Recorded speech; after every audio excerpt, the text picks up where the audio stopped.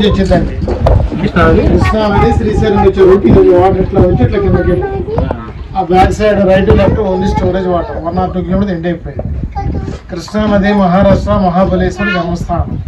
అక్కడ నుంచి కర్ణాటక ఆల్మట్టి డ్యామ్, నారాయణపూర్, జూరాల, మన కనిపించే శ్రీశైలం డ్యామ్. మనం డ్యామ్ బ్యాక్ సైడ్ ఉన్నాం.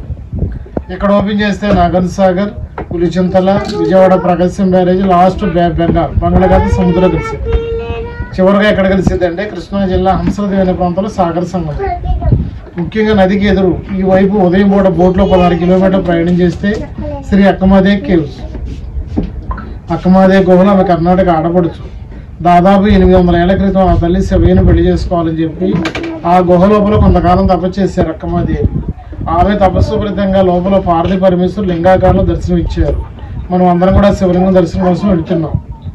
శ్రీశైల జ్యోతిర్లింగాన్ని 1000 రూపాయలతో అభిషేకాలు చేసుకుంటాం. ఆ కేవ్స్ లోపల ఉన్న శివలింగానికి ప్రత్యేకంగా ఎవరు అభిషేకాలు చేయరు. ఎందుకంటే నిత్యం కూడా డ్రాప్ వాటర్ పెడుతుంది శివలింగం మీద.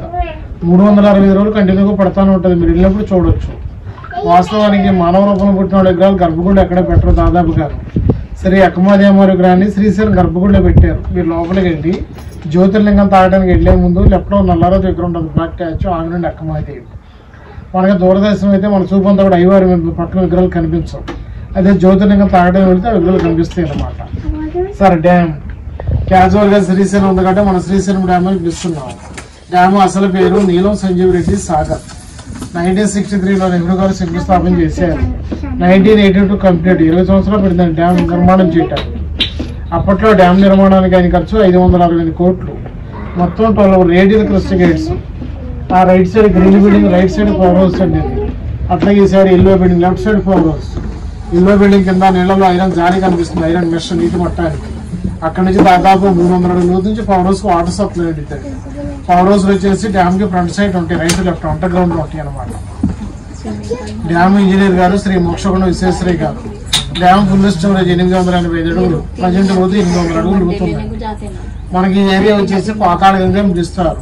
కాశీ నుంచి గంగా నది పాతాళం కూడా ఇక్కడ ఉద్భవించినట్టండి. అందుచేత పాతాళ గంగా పిలుస్తారు. మీరు టెంపుల్లో మండపంలో పెద్ద నందీశ్వరుని చూశారు. ఆ నందీశ్వరుని శనగల బసవన్న అంటారు. సేమ్ అలా నందీశ్వరుడు నీటి అడుగు ప్రాంతంలో ఉన్నారు. ఈ నందీశ్వరుడిని ఊపి బసవన్న, ఉబ్బిలి బసవన్న అని పిలుస్తారు. అందుచేత ఇక్కడ స్నానం చేసినా, తల మీద నీళ్లు చల్లుకున్నా మనం చేసిన పాపాలు పోతే గ్రంథాలు చెప్తున్నాయండి. వాటర్ గ్రీన్ కనబడుతుంది కదండి, వాటర్ గ్రీన్ కలర్. చంద్రగుప్త మహారాజు కూతురు తండ్రిని శపించారంటండి.